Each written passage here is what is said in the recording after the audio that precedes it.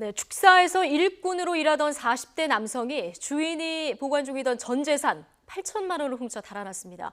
장애를 겪으면서도 평생 소를 키우면서 한 푼 두 푼 모았던 전 재산을 송두리째 뺏긴 축사 주인의 심정 어땠을까요? 자, 이 사건 포함한 다양한 사회 이슈 백기종 전 수서경찰서 강력팀장과 짚어보겠습니다.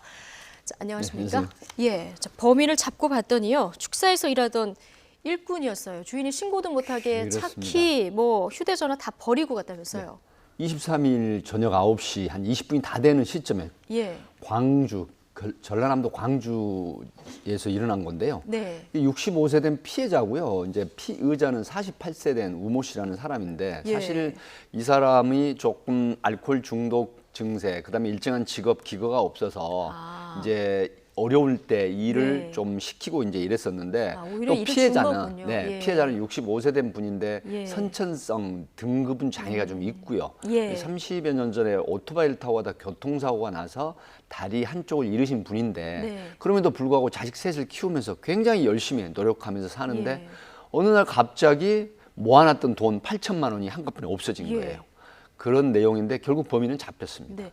이 모아놨던 돈이 다 집에 있었던 그렇습니다. 거라면서요. 이제 평소에 이분이 그 닭, 소 이런 가축을 키우고 이렇게 이제 지냈는데 좀 남을 믿지 못하는 그런 또 습성이 연세 드신 분이라 있었다고 합니다. 그래서 이제 받은 돈, 모은 돈을 촘촘히 이 비닐이라든가 옷가지 속에 모아놨었는데 이 범인이 평상시 일당 7만 원 정도 받는 사람이에요. 그러니까 돈을 이제 좀 믿었던가 봐요.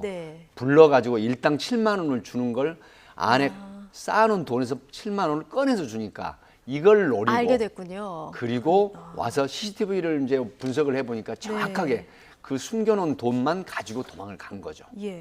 소 사료 주러 잠시 자리 비운 사이에 그렇습니다. 이런 일을 했다고요. 그러니까 이제 저녁에 자기 전에 소라든가 닭이라든가 이제 이런 가축들의 사료를 주러 가는 사이에 살짝 들어가서 결국 그걸 훔쳐갔는데 결국 신고를 하지 못하게 하기 위해서 열쇠, 자동차 열쇠, 그다음에 휴대폰 이런 것까지 지능적으로 가지고 가서 결국은 다 써보지도 못하고 체포가 됐죠. 그러니까요.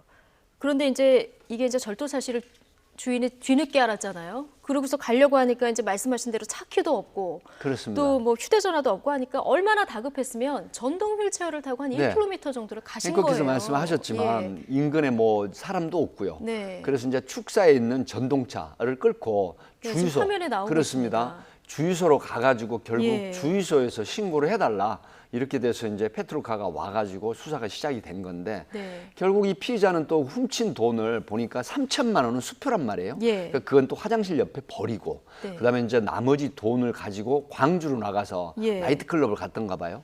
근데 나이트클럽에서는 행색이 좀 초라하고 뭔가 이상하다 싶어서 우리는 출입이 안 됩니다라고 하니까 인근 노래방에 가서 26만 원을 사용했는데 결국 체포가 되면서 나머지는 전부 회수가 된 사안이고 수표는 이제 지급 정지 신청이 됐고 분실 신고나 도난 신고가 되면 공탁을 걸고 전액 다 찾아올 수가 있습니다. 아, 그래요?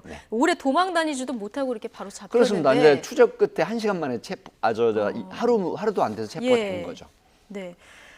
아무튼 수표는 찾을 수 있다고 하니까 그나마 굉장히 다행이고요. 그런데 이 축사 주인, 이번에 피해를 당한 이분이 참 이 어려운 상황에서도 돈을 모아서 자식들을 참 잘 키우셨더라고요. 그렇습니다. 30여 년 전에 앞에 제가 언급을 드렸지만 다리도 한쪽을 잃으시고 교통사고로 그리고 이제 그 등이 굽은 선천성 장애, 지체 장애가 계신 분인데 굉장히 노력을 했어요. 그래서 결국은 작은 그 축사를 이용을 하면서 이제 가축을 기르고 돈을 벌어서 모으셨는데 이게 이제 한꺼번에 이르니까 경찰이 현장에 가서 확인을 했음에도 불구하고 나는 더 이상 살 가치가 없다 하면서 이제 극단적인 선택을 하겠다라는 이런 생각을 하셨다고 해요.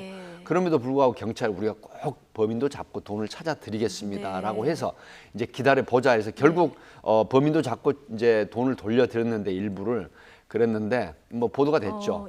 우리 집에서 기르고 있는 장닭 10마리를 잡아서 형사들에게 삶아서 직접 대접을 하겠다. 그런데 저는 절대 그 닭 먹지 마시고 잡지 말라고 이렇게 말씀을 드리도록 했습니다.